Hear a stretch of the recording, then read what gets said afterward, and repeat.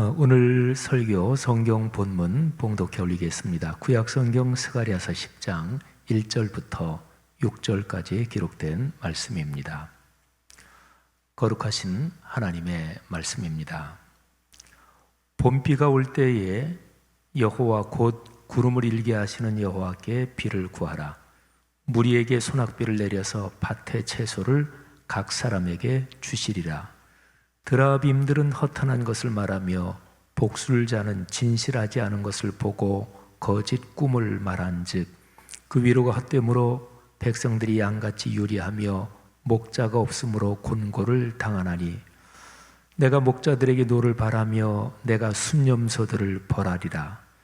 만군의 여호와가 그 무리 곧 유다 족속을 돌보아 그들을 전쟁의 준마와 같게 하리니 모퉁이 돌이 그에게서, 말뚝이 그에게서, 싸우는 활이 그에게서, 권세 잡은 자가 다 일제히 그에게서 나와서 싸울 때에 용사같이 거리의 진흙 중에 원수를 밟을 것이라. 여호와가 그들과 함께 한즉 그들이 싸워 말탄 자들을 부끄럽게 하리라.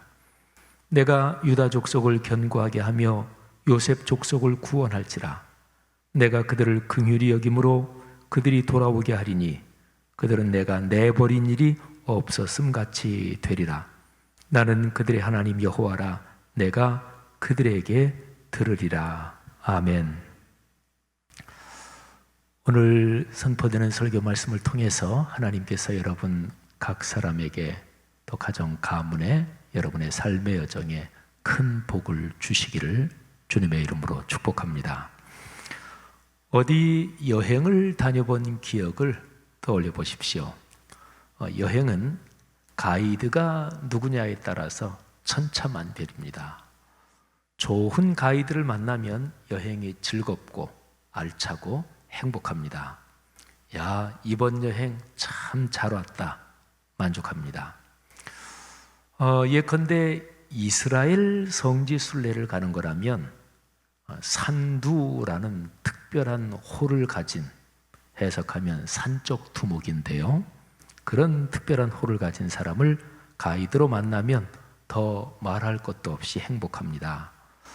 이분은 신약으로 석사학위를 받았고 구약으로 박사학위를 취득한 학자시고요, 또 이스라엘 고고학 발굴 현장의 경험, 그리고 20년 넘게 이스라엘의 산과 계곡과 광야를 걸으면서 팔레스타인의 강렬한 햇빛으로 얼굴이 그을은 현장의 사람입니다. 게다가 깊은 영성과 강렬한 메시지를 토해내는 목사님이시기도 합니다. 여행에서 말이죠, 실력이 없거나 성의 없는 가이드를 만나면 여행의 격도 떨어지고 볼 것도 제대로 보지 못합니다. 배우는 것도 별로 없습니다. 여행 중에도 그렇지만 여행 후에 좋지 않은 기억이 남지요. 성도 여러분, 인생 전체를 걸어가는 삶의 여정에서 좋은 안내가 필요합니다. 사람이 사는 모임 어디서나 지도자가 필요합니다. 그리고 지도자의 역할은 기본적으로 안내하는 역할입니다. 지도자를 잘못 만나면 삶이 여러 가지로 꼬입니다. 사람 사는 사회에서는 어떤 때에는 못되고 미련한 악한 지도자를 만날 때도 있지요. 그래서 바꾸고 싶은데도 바꾸지 못하는 경우도 있습니다. 한동안은 참고 버티며 기다려야 합니다. 예컨대 대의민주주의에서 선거를 통해서 잘못된 지도자가 뽑힐 때가 그렇습니다. 법으로 정해놓은 임기가 있으니까 말이죠. 어느 단체의 정관이나 규칙으로 정해놓은 임기의 틀이 있어서 일정 기간은 어쩔 수 없는 경우도 있습니다. 여러분 한번 이런 지도자를 한번 상상하며 한번 충분히 생각해 보면서 머리에 떠올려 보십시오. 제가 한번 이런 지도자가 참 좋겠다 하고 표현을 해보겠습니다.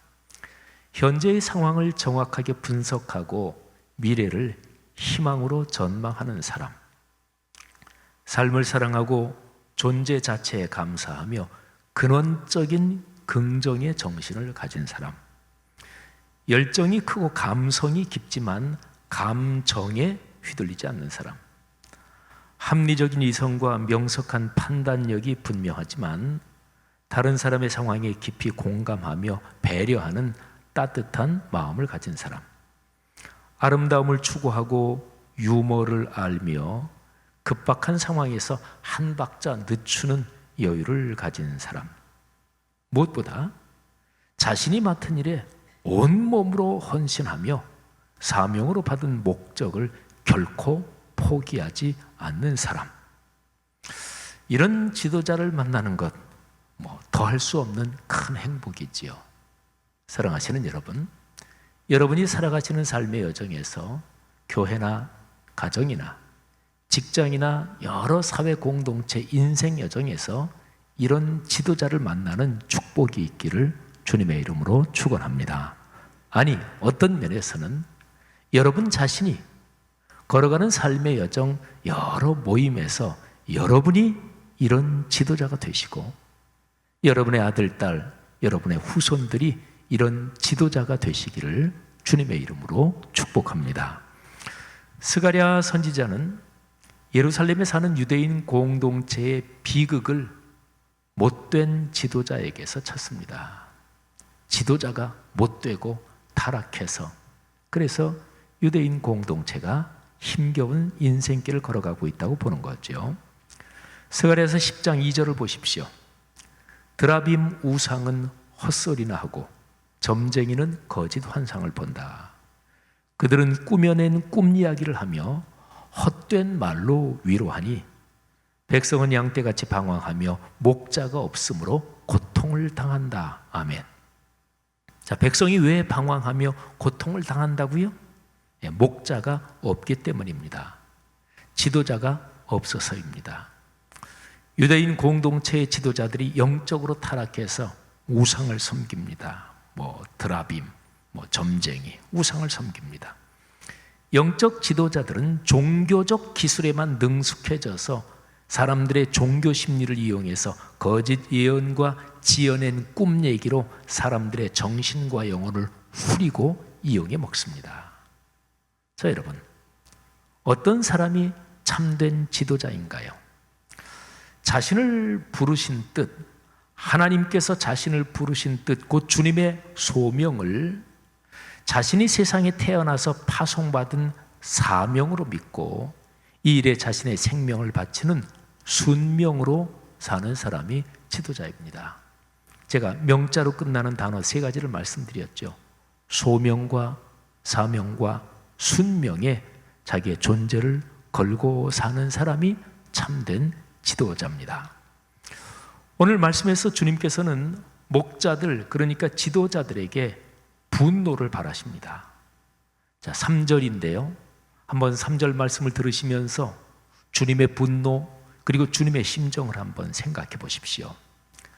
내가 목자들에게 노를 바라며 내가 순념소들을 벌하리라. 만군의 여호와가 그 무리 곧 유다 족속을 돌보아 그들을 전쟁의 준마와 같게 하리니. 아멘. 저기 순념소라는 말이 나오죠. 순념소들을 벌하겠다. 양떼를 이끌 때 수없이 몇백만, 몇백 마리, 몇천 마리 양떼를 쭉 이제 이끌 때 거기에 순념소가 한 마리가 앞에 가면 다른 양들이 쭉 따라가지요. 그러니까 순념소는 양떼를 이끌어가는 역할을 합니다. 그러니까 이 순념소라는 단어를 통해서 사람 사는 사회의 지도자를 비유적으로 표현한 것이지요. 주님께서 분노하십니다. 지도자들을 벌하십니다. 자, 3절 말씀을 표준 세번역 성경으로 한 번 더 들어보시는데 주님의 분노가 더 생생하게 표현되어 있습니다. 이 표준 세번역으로 3절은 문장이 3개로 되어 있어요. 근데 앞에 나오는 2개의 문장은 주님께서 직접 말씀하시는 그런 화법으로 되어 있습니다. 들어보시죠. 나의 분노가 목자들에게 불처럼 타오른다. 내가 지도자들을 벌하겠다. 자, 이 2문장이 하나님이 말씀하시는 거예요. 그리고 한 문장이 더 이어집니다. 만군의 주께서 그의 양무리인 유다 백성을 돌보시고 전쟁터를 달리는 날랜 말같이 만드실 것이다. 아멘. 자, 불타오르는 분노로 주님께서 못된 지도자들에게 무섭게 벌을 내리십니다. 그리고 주님께서 새로운 지도자들을 일으키십니다. 자, 새로운 지도자들을 일으키신다는 것은 기존의 못된 지도자들의 자격을 폐지한다는 뜻이지요. 하나님은 이제 평범한 사람들을 지도자로 세우십니다. 그래서 유다의 백성들이, 그 평범한 백성들이 전쟁터에 날래고 강한 말처럼 그렇게 하나님이 만드신다는 거예요. 자, 주님께서 3절 마지막에 유다의 백성들을 전쟁터에 날랜 말처럼 내가 만들 것이다, 이게 3절 후반인데, 주님께서 이렇게 지도자를 세우신다는 말씀은 4절 5절까지 이어집니다. 자, 표준 세번역으로 4절 5절입니다. 유다에서 모퉁이 돌과 같은 사람이 나오고 그에게서 장막 기둥과 같은 사람이 나온다. 그에게서 전투용 활 같은 사람이 나오고 그에게서 온갖 통치자가 나온다. 그들은 모두 용사와 같이 전쟁할 때에 진흙탕 길에서 원수를 밟으면서 나아가는 사람들이다.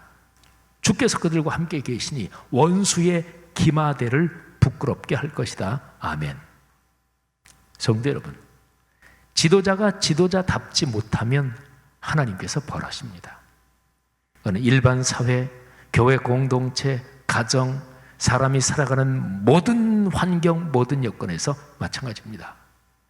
지도자가 타락하면 하나님께서 평범한 사람들 가운데서 지도자를 세우십니다. 그 평범한 사람을 오늘 여기 말씀에서는 모퉁이돌, 장막, 기둥, 전투용 활 이렇게 비유하면서 그런 지도자들이 새롭게 등장한다고 말씀하는 거지요. 그런데 여기에서 바로 이 맥락에서 우리가 깨달아야 할 것이 있습니다. 지도자는요, 그 사람 개인의 자질이나 능력이나 탤런트가 얼마나 뛰어나냐, 이게 중요한 게 아니고 하나님께서 세우신다, 하나님께서 그 사람을 세우시느냐, 이게 중요합니다. 성경의 입장에서 기독교적인 시각으로 볼 때 지도력, 리더십의 심장이 바로 이것입니다. 지도자는 하나님이 세우시고 하나님이 쓰시고, 그리고 그가 하나님의 거룩한 뜻에 순종하지 않고 타락할 때는 하나님이 폐지하시고 폐기하십니다. 자, 그리스도인 여러분, 오늘 이 말씀의 맥락에서 우리 자신을 한번 살펴봅시다. 여러분이 삶의 현장에서 어떤 직임을 맡고 계십니까? 가정, 교회, 사회 모든 데 다 마찬가지로 어떤 직임을 맡고 계십니까? 자, 직임이란 말은 맡은 임무란 뜻이죠. 맡은 책임을 뜻하는 직책, 이것도 비슷한 말입니다. 사회나 가정이나 교회에서 사람이 하는 일, 그리스도인이 하는 일은 모두가 임무요 책임이죠. 누가 맡기셨나요? 하나님께서 맡기셨습니다. 하나님께서 그 일로 나를 부르셨고, 부를 소자를 써서 소명이지요. 하나님께서 그 일을 하라고 나를 삶의 현장으로 파송하셨고, 파송할 사, 보낼 사자, 사명이지요. 그리고 하나님께서 그렇게 소명으로 부르시고 사명으로 파송한 그 일에 내 생명을 바쳐서 순종하는 것, 곧 순명, 따라 죽을 순자, 그리고 명령 또는 생명할 때 명자를 써서 순명이지요.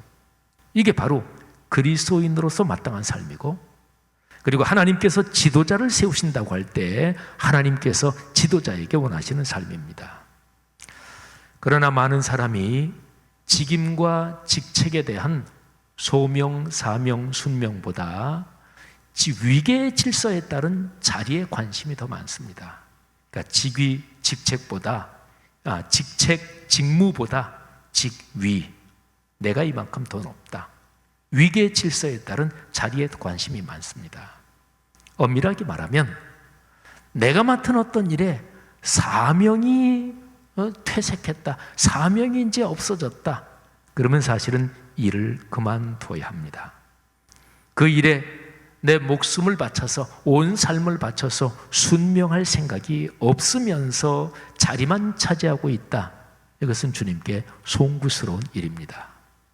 지도자는요, 어떤 경우에도 근원적인 긍정과 희망을 굳게 붙잡고 자기의 사명의 길을 걸어가야 돼요. 그리고 근원적인 긍정과 희망을 세상이 두 쪽 나도 결코 포기하지 않고 하나님이 자기에게 주신 그 책임의 자리에 버티고 서 있어야 합니다.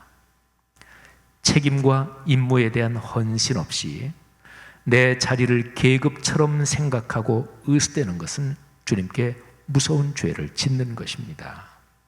자, 성도 여러분, 오늘 우리는 지도자에 관해서, 지도력에 관해서 묵상하고 있어요. 그런데 오늘 이 설교의 흐름에서 결정적으로 중요한 내용 두 가지가 6절에 기록이 되어 있습니다. 자, 들어보시죠. 내가 유다 족속을 견고하게 하며 요셉 족속을 구원할지라. 내가 그들을 긍휼히 여김으로 그들이 돌아오게 하리니 그들은 내가 내버린 일이 없었음 같이 되리라. 나는 그들의 하나님 여호와라. 내가 그들에게 들으리라. 아멘.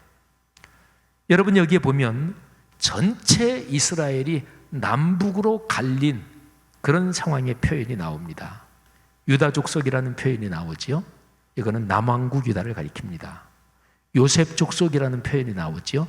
이거는 북왕국 10지파, 이제 거기를 가리킵니다. 하나님께서는 남북으로, 이스라엘 12지파가 남북으로 갈라져서 두 나라가 됐고 끊임없이 싸우고, 그리고 두 나라 다 망한 뒤에도 이 심정적, 역사적, 문화적 갈등 또는 이런 증오, 이거를 해결하겠다고 말씀하십니다. 이들을 하나가 되게 하시겠다고, 그래서 진정한 구원을 이루신다고 하나님께서 말씀하십니다.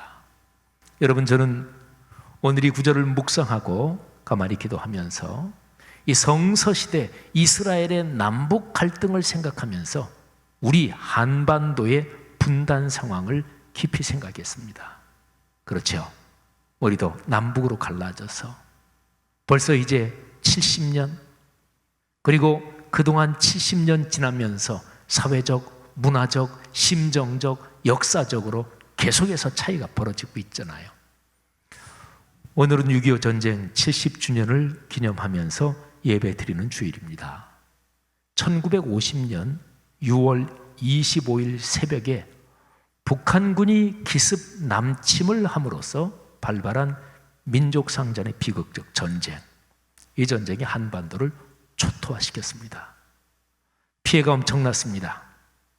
사람에 대한 피해를 보면 남한 쪽이 민간인 피해가 사망 37만, 부상 22만, 실종 38만 명, 남한 쪽의 군인 피해가 사망 13만, 부상 45만, 실종 2만 명, 민간인 군인을 합해서 약 160만 명이 피해를 입었습니다. 저 북한 쪽은, 북쪽은 민간인 피해 사망 40만, 부상 160만, 실종 68만 명, 군인 4만 52만, 부상 22만, 실종 9만 명, 합계 350만 명. 그리고 유엔군, 그리고 중공군이 또 참전했지요. 유엔군 4만 3만, 부상 11만, 실종 6천 명, 그리고 중국군은 사망 11만, 부상 22만, 실종 3만. 전쟁으로 인한 모든 인명피해를 다 합치면 한 600만 명이나 돼요. 저는 이 600만이라는 숫자를 생각하면서 2차 세계대전 때 히틀러의 나치가 학살한 유대인의 숫자 600만, 그거를 머리에 떠올렸습니다. 여러분, 이스라엘의 남북 갈등을 해결해서 하나 되게 하시겠다는 스가랴서 10장 6절의 말씀이 오늘날 우리 민족 전체에 주시는 말씀이 되기를 간절히 바랍니다. 자, 6절 이 구절을 표준 세번역으로 한 번 더 들어보세요. 내가 유다 족속을 강하게 하고 요셉 족속을 구원하겠다. 내가 그들을 불쌍히 여기고 그들을 모두 고향으로 돌아오게 할 것이니 나에게 버림받은 적이 없는 사람들 같이 될 것이다. 나는 주 그들의 하나님이다. 그들이 기도를 할 때마다 응답하겠다. 아멘. 여러분, 제가 조금 전에 6절을 개역 개정판으로 읽어드리기 전에 6절에 결정적으로 중요한 내용 두 가지가 담겨 있다고 제가 말씀드렸죠. 자, 한 가지는 이미 말씀드렸어요. 남북의 갈등이 해결되는 것입니다. 자, 또 한 가지, 지도자를 세우는 것과 연관이 있습니다. 자, 말씀드린 것처럼 지도자는 하나님이 세우시는 거예요. 그래서 지도자가 되는 것, 그리고 지도자로서 계속 사는 것, 여기에서 하나님과의 관계, 이게 관건이고 이게 심장입니다. 이게 어그러지고 이게 망가지면 더 이상 지도자가 아닌 거죠. 자, 그러면 질문할 게 있습니다. 하나님과의 관계는 구체적으로 어떻게 이어지는 것인가요? 자, 그 상황이 6절 마지막 부분에 있습니다. 개역 개정판은 이렇게 표현합니다. 내가 그들에게 들으리라. 하나님이 들으신대요. 표준 세번역은 이렇게 표현합니다. 그들이 기도할 때마다 응답하겠다. 아멘. 더 명백하죠. 지도자는 끊임없이 주님과 대화하는 사람입니다. 기도를 가장 단순하게 또 신학적으로도 아주 오래고 공통적인 표현은 기도는 하나님과의 대화요, 하나님과의 만남입니다. 자, 우리 손을 결코 놓지 않으시는 주님의 손을 꼭 붙잡고 걸어가는 사람이 지도자지요. 주님의 뜻을 마음에 품고 그 뜻에 순명하는 사람이지요. 그러면 구체적인 방법이 기도요, 그리고 말씀 묵상입니다. 주님께서 당신이 세운 지도자를 들으신대요. 지도자가 기도할 때마다 주님께서 응답하십니다. 사랑하신 여러분, 신앙생활을 하면서 저 사람은 굉장히 신령해. 그래서 그 사람 개인이 어떤 특별한 은사를 많이 가지고 있고 이렇게 보는 시각은 별로 바람직하지 않습니다. 그런 상황 속에서 그렇게 은사를 많이 가지고 있다고 남들이 얘기하고 본인도 그렇게 생각하는 사람이 타락하기가, 교만해서 넘어지는 것은 아주 간단합니다. 기독교 역사가 증명해요. 그러니까 그 사람 개인의 특출한 능력이 아니고요, 하나님께서 그 사람을 쓰시는 거예요. 그래서요, 하나님께서 지도자의 자리에 세우신 사람, 하나님이 직분을 맡기신 사람, 그 자리에서 사명을 감당하는 사람이 기도할 때 하나님이 잘 들어주셔요. 하나님은 아버지, 어머니, 가정의 지도자의 기도를 각별하게 들으십니다. 왜? 하나님께서 그 가정을 맡기셨고 하나님께서 그 자녀를 맡겨주셨으니까. 그래서 어머니의 기도, 아버지의 기도가 그 자녀에게는 가장 효과적이고 하나님의 응답을 잘 하시는 거예요. 사회적으로도 마찬가지. 교회 공동체에서 하나님께서 담임 목사의 기도를 잘 응답하십니다. 목회자의 기도, 장로님들의 기도, 각 부서 기관에서 책임을 맡은 사람이 사명감을 가지고 기도할 때 하나님께서 그 사람들의 기도를 잘 들으셔요. 왜요? 하나님께서 일을 맡기셨으니까. 자, 보세요. 하나님이 지도자에게 주시는 위대한 보장, 그리고 하나님의 큰 축복이 이것입니다. 내가 듣는다. 기도할 때마다 내가 응답하겠다. 사랑하시는 그리스도인 여러분들이요, 하나님께서 여러분 한 사람 한 사람을 이런 지도자로 세우시길 바랍니다. 남북으로 갈린 한반도, 평화와 사랑의 복음으로 하나님께서 하나 되게 하시기를 기도합니다. 디모데전서 4장 5절처럼 말씀과 기도로 거룩해지는 그리스도인, 그렇습니다. 말씀과 기도로 늘 하나님 손을 붙잡고 점점 하나님을 닮아가고 예수 그리스도의 인격과 인품을 닮아가는 그런 그리스도인들을 통해서 하나님께서 우리 나라를 당신의 거룩한 도구로 사용하시기를 간절히 기도합니다. 여러분 가정 가문 후손 대대로 하나님께서 여러분 가정 가문을 그런 지도자의 가정 가문으로 삼으시기를 주님의 이름으로 축복합니다. 기도하겠습니다. 이 시간에 들은 말씀을 가슴에 끌어안고 한번 하나님 앞에 각자가 고백하며 기도하는 시간을 갖겠습니다. 성도 여러분들이요, 오늘 이 성경 본문에서 또 설교 말씀을 통해서 하나님께서 여러분 마음에 깊이 와닿게 하신 부분이 무엇입니까? 그 부분은 하나님께서 여러분 개인에게 주신 말씀입니다. 꽉 붙잡고 이 시간 기도하십시오. 여러분 내외분과 각자 자신의 인생 여정, 그리고 여러분이 사랑하는 아들, 딸, 또 눈에 넣어도 아프지 않을 손녀, 손자들, 그 아이들을 위해서 기도하십시오. 그리고 우리 교회 공동체가 하나님의 거룩한 말씀, 그리고 말씀을 붙잡고 기도하는 이 말씀 묵상을 통해서 이 사명을 감당하도록 기도하십시오. 이 시간에 기도하실 때 하나님께서 성령으로 여러분을 안수하시고 마음과 영혼을 강건하게 하시고 몸의 육신의 질병도 치료하시고 큰 은혜 주실 줄 믿습니다. 다 같이 통성으로 잠시 기도하겠습니다. 하나님 아버지, 은혜 감사합니다.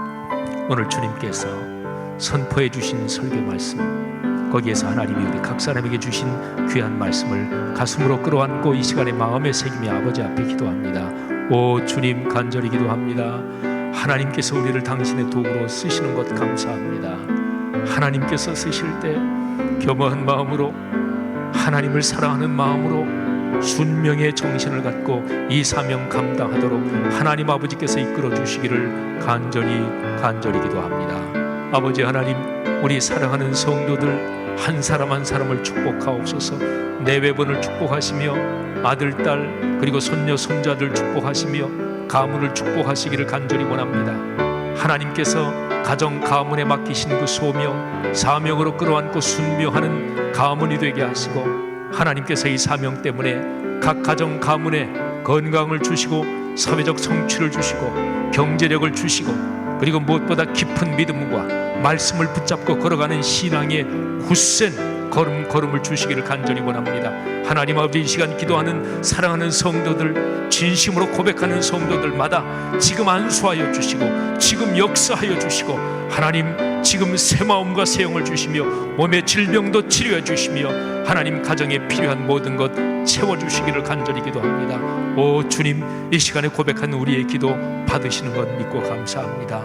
할렐루야, 감사합니다.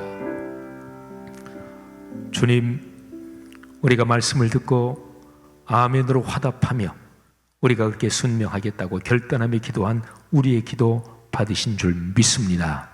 예수님 이름으로 기도 올립니다. 아멘. 이 시간에 들은 설교 말씀 붙잡고 우리가 찬송하겠는데요, 제가 이 찬송을 다시 한번 묵상하다가 이 찬송 가사처럼 진짜로 감동적인 찬송 가사가 없구나 하는 것을 제가 어제 오늘 계속 마음에 깊이 감동을 받습니다. 찬송가 582장인데 우리나라 사람이, 신앙의 선배가 작사 그리고 작곡한 노래입니다. 김재준 목사님이 가사를 쓰셨고 이동훈 선생께서 곡을 만드셨습니다. 1절에서는 빛을 상징으로 해서 가사가 되어 있어요.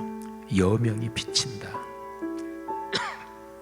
2절에서는 나무의 상징에서 한 나무가 크고 그래서 억만의 가지 잎이 돼서 만민이 이 나무를 통해서 산다.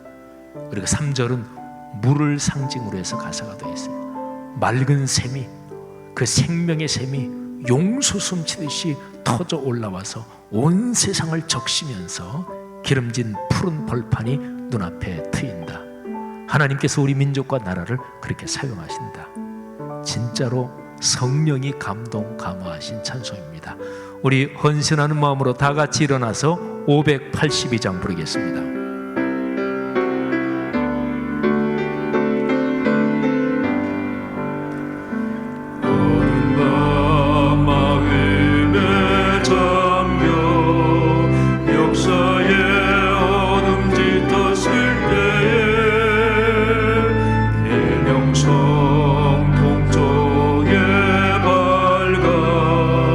위나라 여명이 왔다.